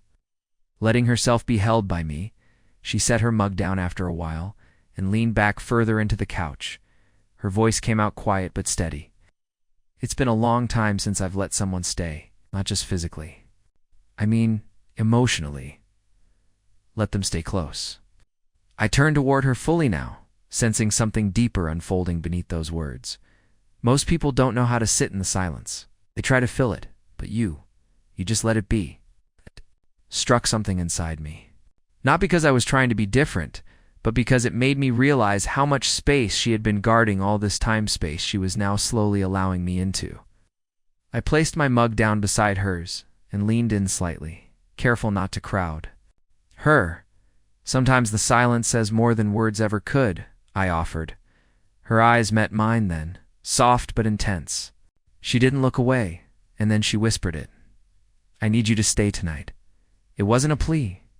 It wasn't desperation. It was an invitation, a request layered in trust and tinged with uncertainty, like she was still learning how to ask for what she needed without apology. I didn't speak right away. I didn't need to. My presence, the way I shifted slightly closer, the way I let my hand settle gently on hers, was enough. She exhaled, not with relief, but with acceptance. And I felt something shift between us, a new kind of closeness. Not rushed or defined, but undeniable. We didn't move to the bedroom right away. Instead, we sat in the soft quiet, our hands still loosely joined, letting the moment settle around us.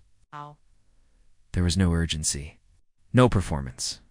Just the echo of 2 people who had learned through different kinds of heartbreak what it meant to feel safe again. Eventually, she stood and offered her hand once more.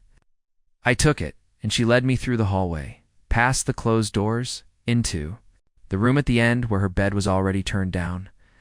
The room smelled faintly of lavender and something uniquely Hearst, soft, warm, and grounding. She pulled back the covers on one side and slid in, watching as I stood for a moment at the edge, unsure of where I belonged. But she simply patted. the space beside her, and I understood. I didn't undress fully, just pulled off my shoes and climbed in beside her, the mattress dipping gently beneath us. We lay on our backs for a while, not touching, just breathing together. The ceiling above was a canvas for shadows cast by the streetlight outside. I listened to the soft rustling of the sheets as she shifted slightly, her body turning toward mine, and then her head found my shoulder. That was it. No words, no movement, just the weight of her resting there, grounding herself in me. I brought my arm up and around her, letting my hand rest lightly against her back. She nestled closer, and I could feel her body begin to relax, the tension. Leaving one muscle at a time. This wasn't about romance, not yet. This was about safety. It's about presence. About two people finding something steady in each other. We drifted that way, slowly into sleep, not because we were exhausted, but because peace had finally made itself at home in both of us. And for the first time in years, the night didn't feel like something to survive. It felt like something to be held. The room settled into a hush as the hours passed. The kind of silence that wrapped around everything like a protective shell. The hum of the refrigerator down the hallway and the occasional creak of the house were the only reminders that time was still moving. Em's head stayed on my shoulder, her breath rising and falling with the kind of rhythm that suggested she hadn't slept that deeply in years. I lay awake for a while, staring at the ceiling, letting the stillness seep into the places inside me I hadn't touched in a long time. There was something about her presence that quieted the usual noise. In my head, not erasing it, just softening it, like a dimmer switch turned low. And in that dimness, I found a comfort I hadn't expected when I showed up 2 days ago with a screwdriver and a loose schedule. Eventually, I dozed off to not the fitful kind of sleep that came from passing out after a long day, but the slow, drifting kind that felt earned. The weight of the day faded, replaced by something simpler, the feel of her shoulder gently rising beneath my arm. The warmth of the blanket pulled up to our waists, the nearness of a woman who had quietly asked me to stand meant it. I didn't dream much, just flashes mostly. A porch swing, a narrow hallway. Her laugh, echoing off the walls of a room we hadn't finished unpacking yet. When I opened my eyes again, the room was still cloaked in soft darkness, but I could tell it was closer to morning. The air had shifted slightly, cooled just enough to pull the comforter higher. She was still there, tucked against me like she'd been meant to fit into that space. I didn't want to move, didn't want to break the moment, so I lay still and let the quiet remind me of what it meant to be truly present. There had been so many nights in my life where I'd stayed over at places I couldn't remember now, apartments, with names I never asked for. Couches and rooms that always felt like someone else's story. But this was different. This wasn't a night I'd forget or blur into the others. This was a night that shifted something. Not dramatically, not with fireworks or declarations, but subtly. Like the tide coming in so gradually you only realized the water had risen once your feet were submerged. She stirred slightly beside me, soft sound escaping her lips as her eyes fluttered open. I turned my head to meet her gaze and found her looking up at me with that same softness she'd worn the night before. She didn't speak right away, neither did I.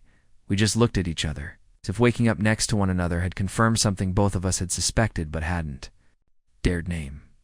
Eventually, she whispered, "You're still here." I nodded, brushing a strand of hair away from her face. I said I would be. She smiled, and there was something fragile in it.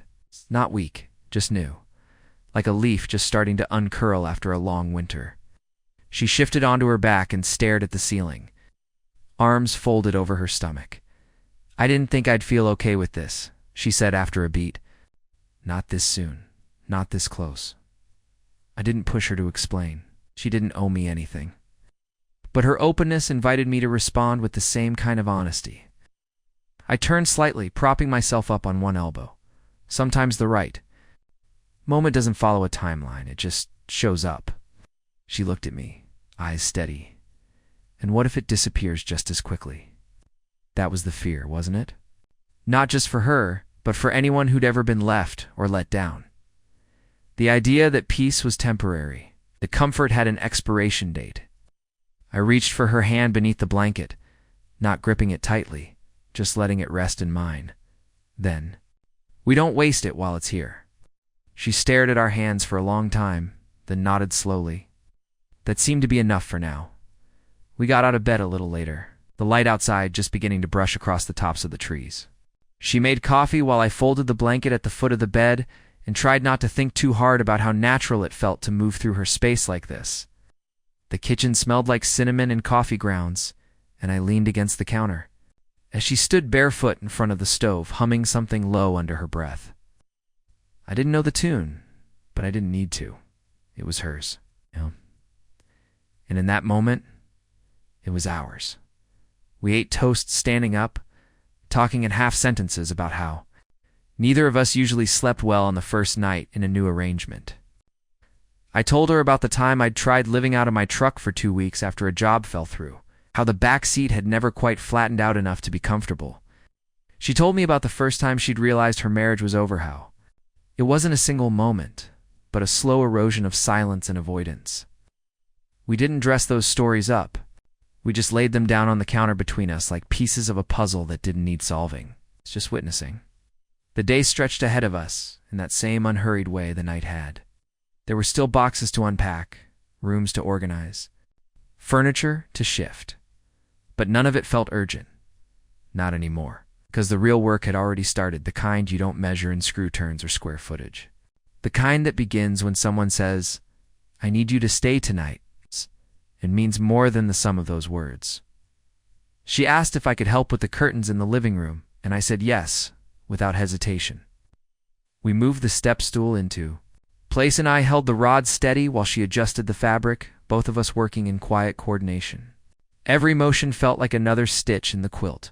We were unknowingly making stitched with trust, with patience, with the quiet decision to show up, and somewhere between hanging the final curtain and stepping back to admire how the sunlight filtered through the sheer fabric, I realized I wasn't counting down the hours until I had to leave. I wasn't planning my next job or checking the clock. I was here fully. And for once, that was enough. The rhythm of the day settled around us like a quiet promise. There was no rush to unpack the remaining boxes or rearrange the furniture that had suddenly begun to feel less like belongings and more like pieces of a new life taking shape. We moved through the rooms in a kind of gentle sync, Eli lifting the heavier items with practiced ease, while Em found places for the smaller things that held memories, things she wasn't quite ready to let go of, but also no longer afraid to display. The sun tracked across the windows, casting shifting patterns of light and shadow that seemed to mirror the subtle shifts happening inside both of us. There was a softness in the air, something unspoken but deeply felt, a quiet acknowledgement that this wasn't just about fixing up a house anymore. It was about rebuilding something more fragile and precious: trust. Connection. Hope.M paused in the hallway and glanced back at me with a half-smile that seemed to carry the weight of both gratitude and something more tender, something unsaid.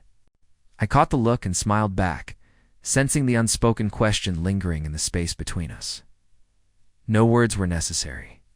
The moment itself was enough. We'd come too far, shared too much in these past days for anything superficial to fit here. Instead, we continued our work, letting the simple acts of moving and arranging become a kind of language. Hands passing over wood, the soft scrape of boxes being slid into place, the low hum of contentment that settled in the spaces between our words. Later, as the afternoon light softened to a warm amber, Em suggested we take a break on the porch. The idea was simple, but inviting a chance to breathe. Yeah. To watch the world outside the windows that had slowly become part of our story. We settled into old rocking chairs, the worn wood creaking beneath us as the breeze moved lazily through the trees.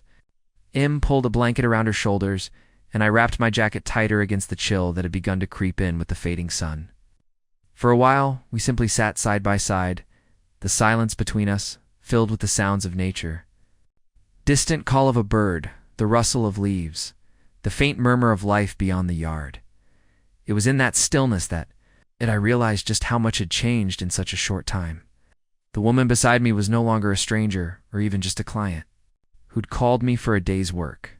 She was someone who trusted me enough to ask me to stain, just to assemble furniture or hang curtains, but to be present in the quiet, vulnerable spaces where real healing happens. And I, in turn, found myself wanting to stay, not out of obligation, but because being here felt like coming home, as the sky shifted into hues of pink and gold. Em reached over and took my hand.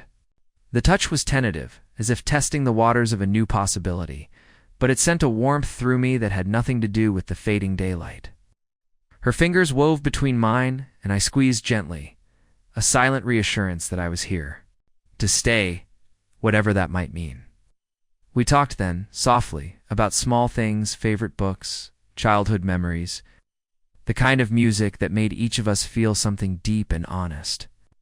There was laughter, too, light and easy, the kind that bubbles up when people start to let their guards down. It was the kind of conversation that isn't forced or planned, but happens naturally when two people find themselves unexpectedly aligned. When dinner came, we cooked together. Nothing complicated, just pasta and salad, but the act of preparing a meal side by side felt significant. It was another step in weaving our lives closer, a quiet ritual that grounded us in the present. The kitchen smelled of garlic and fresh herbs, and we shared stories over clinking forks and plates, the conversation flowing with a newfound ease. There was no need to fill every pause with words. Sometimes the silence itself was enough to say, "I'm here, I'm listening. I care." After dinner, the evening stretched out before us like an unwritten page. We settled in the living room, the soft glow of a lamp casting gentle shadows.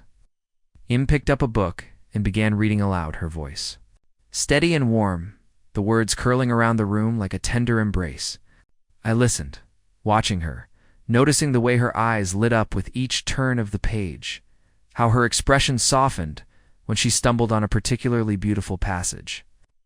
It was a quiet intimacy, different from the physical closeness of the night before, but no less meaningful.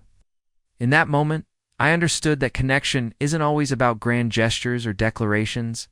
It's often found in these simple, shared experiences that build trust and belonging over time.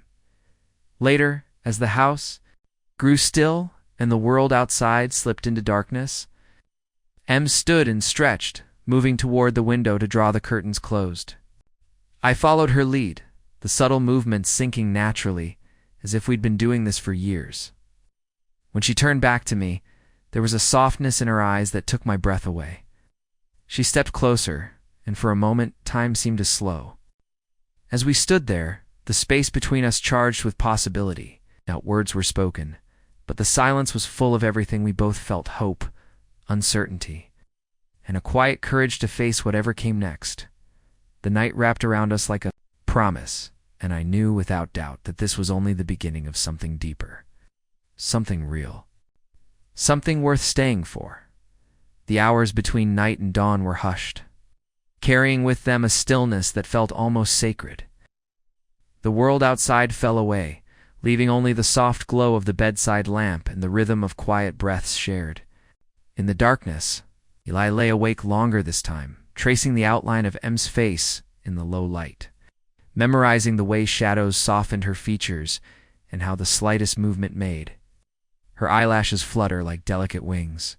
It was as if the night had drawn a veil over everything else, making the moments between them sharper and more vivid. He felt a shift inside himself, a subtle unraveling of old walls that had long protected a guarded heart. The invitation she'd extended the night before to stay, to be present, had blossomed into something more profound than either had expected. It wasn't just about physical closeness anymore. It was about emotional courage, about daring to trust in the quiet spaces where vulnerability lived. When the first light seeped through the curtains, painting the room in soft pastels, Em stirred beside him. Her fingers found his hand beneath, the covers lacing together with a familiar ease that spoke of comfort and an unspoken promise. She didn't rush to speak, and neither did he. Instead, they let the silence hold them, a gentle cocoon where words could wait. The air was cool against their skin, but the warmth between them filled the space, steady and real. Eli thought about how rare it was to find such peace, to wake up not alone, but alongside someone who felt like a safe harbor in a storm-tossed world. Later, in the kitchen, the aroma of brewing coffee mingled with the scent of fresh toast and citrus. Moved. With a quiet grace, her steps light on the worn hardwood floor. Eli leaned against the counter, watching her, feeling the swell of something unspoken but deeply felt. She paused and caught his gaze, a small smile tugging at the corners of her lips.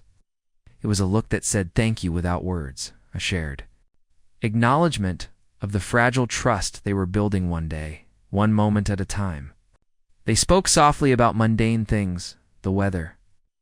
A book Eli had started reading, plans for the week ahead, but beneath the surface, there was a steady undercurrent of connection, a growing familiarity that made everything seem warmer, softer, more possible. The day unfolded with a slow rhythm, punctuated by quiet laughter and the ease of shared routines.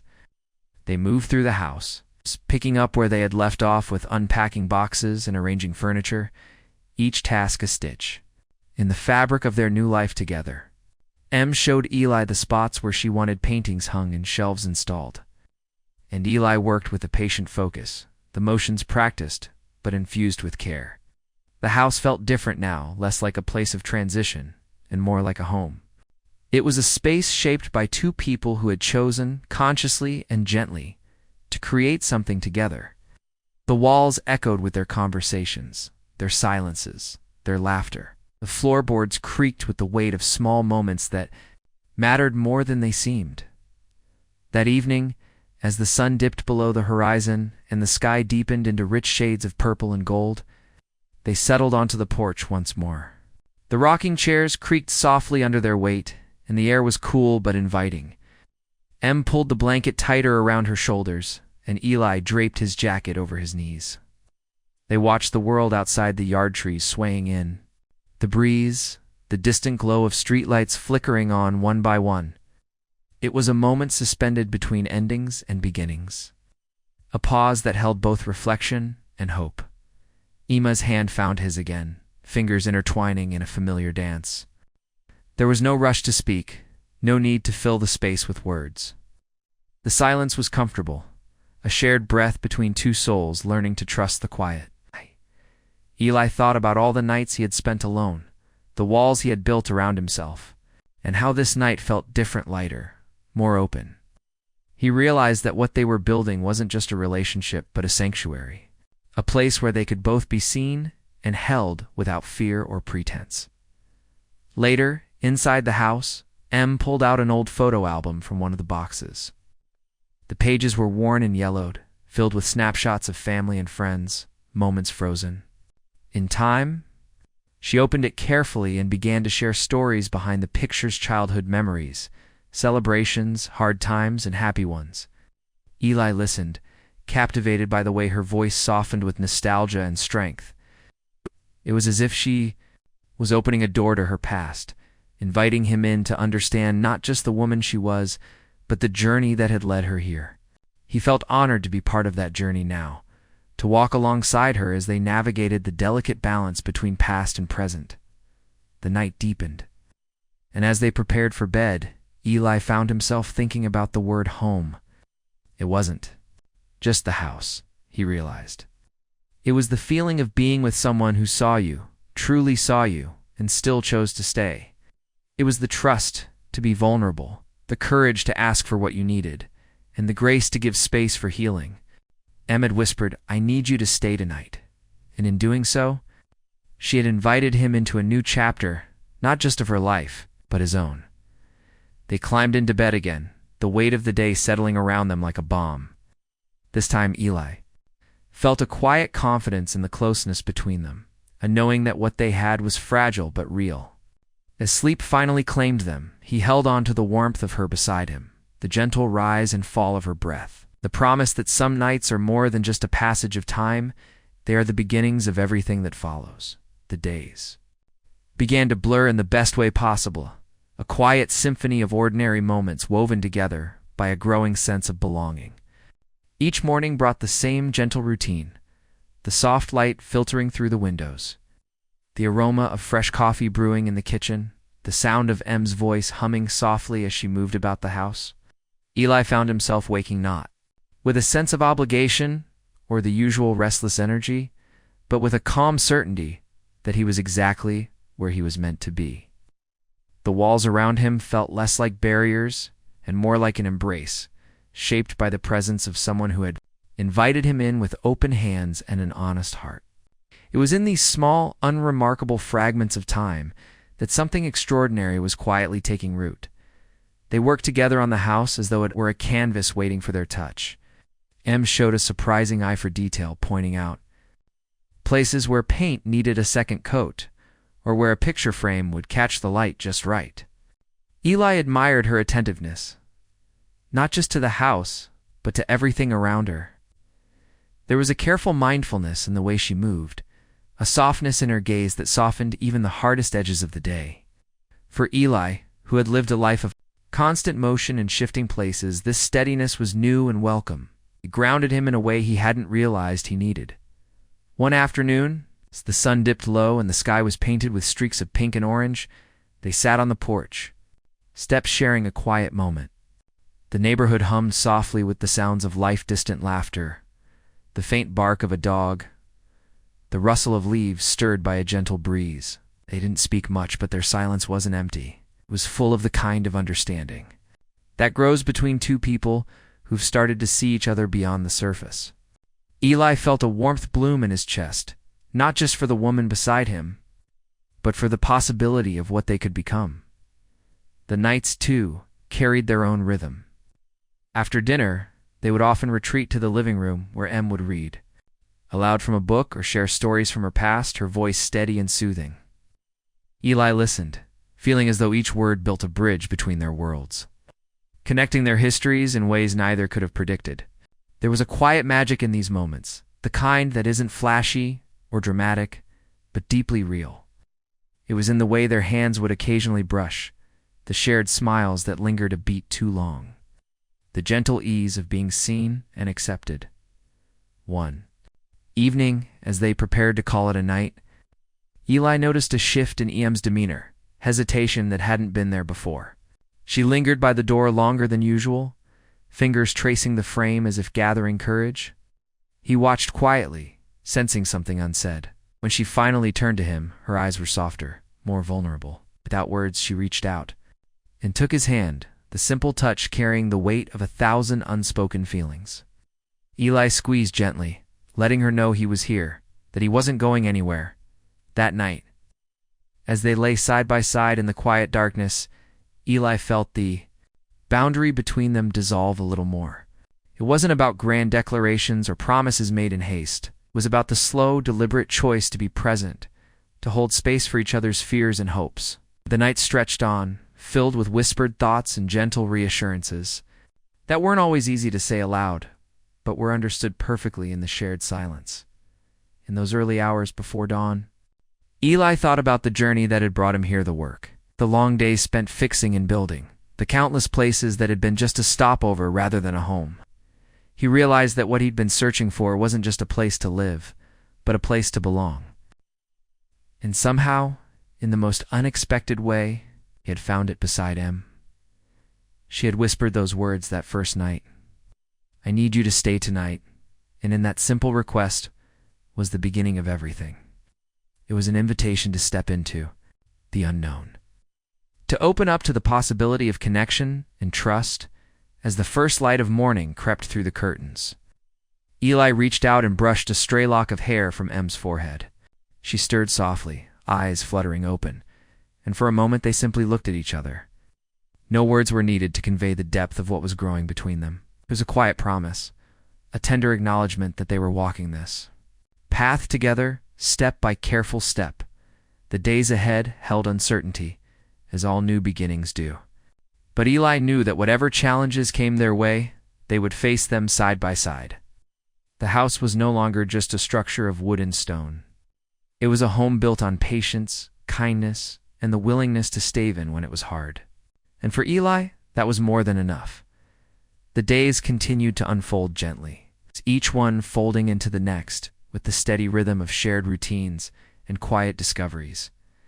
Eli found himself increasingly attuned to the subtle nuances of Em's world, the way her eyes lit up when she spoke about things she loved, The small gestures she made to care for the house, the way she moved through the space as though it had been waiting for her all along. There was a growing sense of ease between them, a comfortable silence that no longer felt like empty space, but rather a warm connection spoken without words. They were no longer simply two people occupying the same house. They were becoming partners, in a story neither had fully anticipated, woven together by shared moments that felt as fragile as they were precious. One afternoon, as the sun filtered softly through the lace curtains, Em invited Eli into her little garden out back. It was a modest patch of earth, but to her, it was a sanctuary. She showed him the spots where she'd planted wildflowers last spring, and the small vegetable bed she tended with careful hands. Watching her work, Eli realized how much this garden mirrored their own fragile beginnings, a space needing patience and nurturing to flourish. He offered to help, and together they turned the soil, planted seeds, and watered the earth. The simple act of caring for something growing felt like a metaphor for the tentative hope budding between them.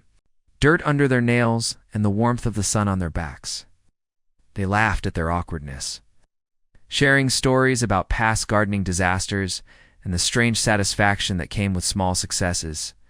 Evenings were reserved for quiet, comfort cooking, meals side by side, sharing music, and sometimes sitting in the living room with nothing but a low light and the sounds of the night outside. Eli noticed how Em's laughter grew lighter, her eyes brighter, as the days passed. He felt it, too, the heaviness that had once clung to his shoulders seemed to ease just a bit, replaced by a tentative optimism. There were moments when they caught each other's gaze and shared a knowing smile, a silent acknowledgement that what was happening between them was something rare and worth holding on to. Yet beneath the surface, the fear of vulnerability lingered. Shadow neither dared to fully confront, but both understood. One night, after they had finished tidying the kitchen, Em surprised Eli by pulling out an old record player from one of the boxes. The crackle of vinyl filled the room, and soon the soft melodies of jazz wove through the air, creating a soundtrack to the moment. They moved together slowly, awkward at first, then with increasing ease, their bodies finding a rhythm. In the dim light, Eli felt a warmth spread through him, not just from the music or the closeness, but from the simple fact of being seen, of being chosen.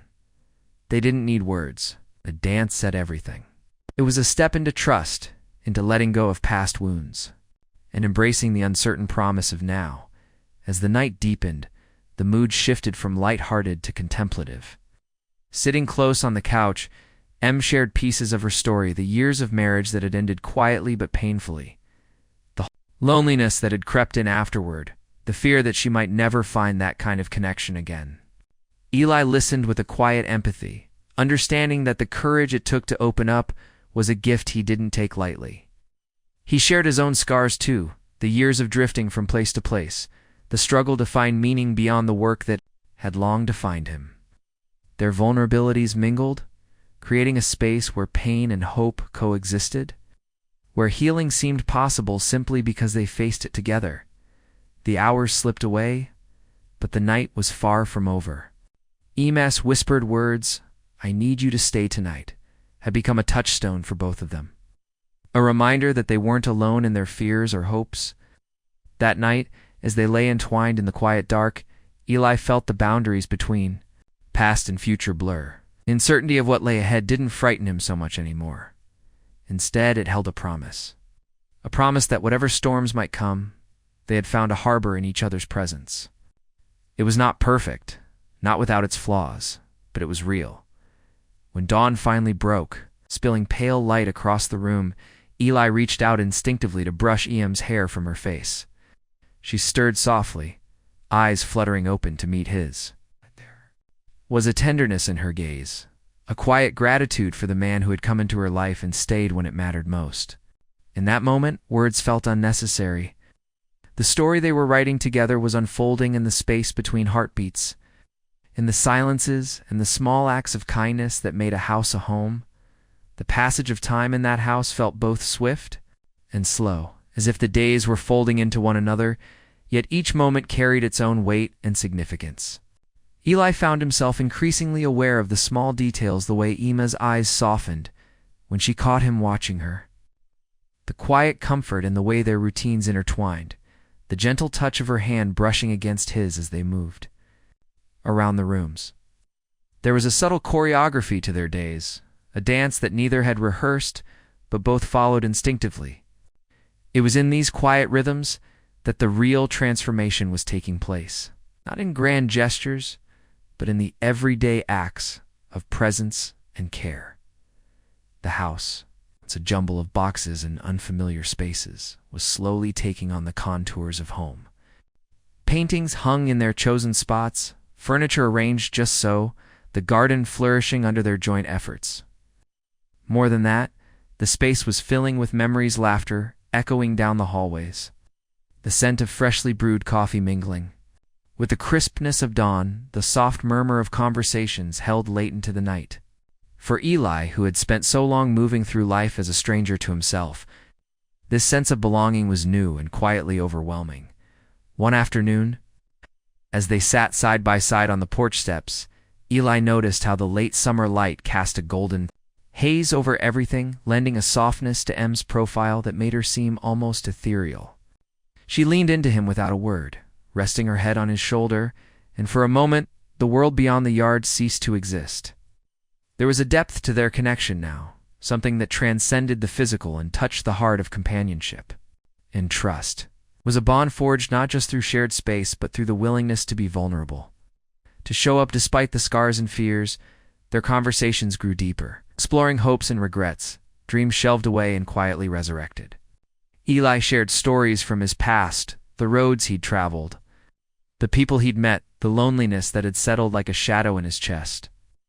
Em listened, her eyes never leaving his face, absorbing every word with a tenderness that made him feel seen and understood.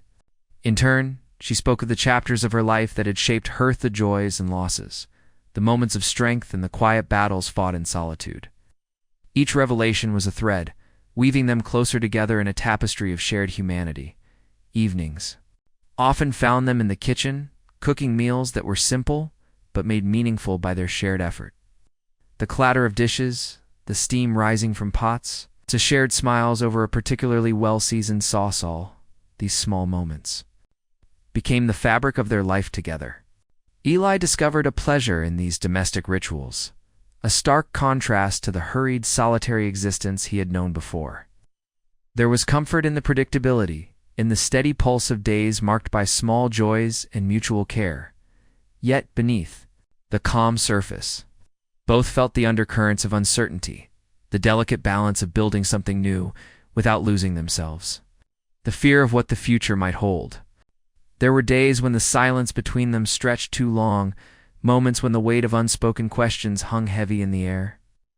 But even in those times, there was a quiet resolve, a shared commitment to navigate the unknown together. House had become a sanctuary, but it was also a place of growth, where trust was tested and strengthened in equal measure.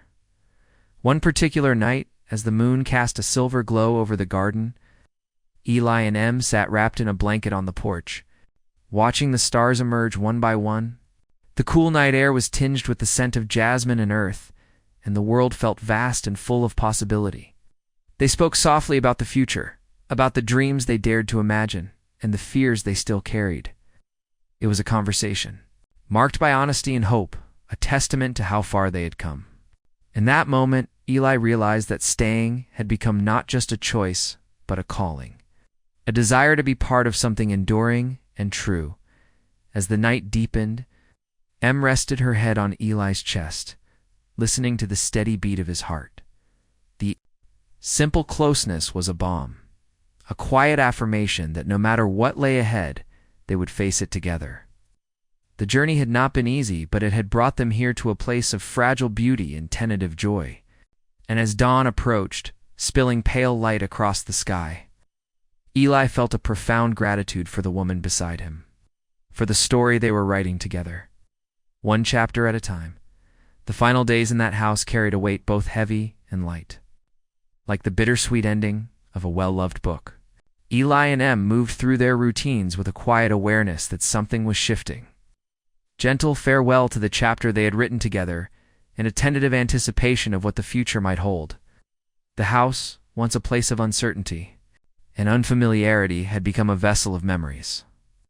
A sanctuary where laughter and tears had mingled, and where two souls had found solace in each other's presence.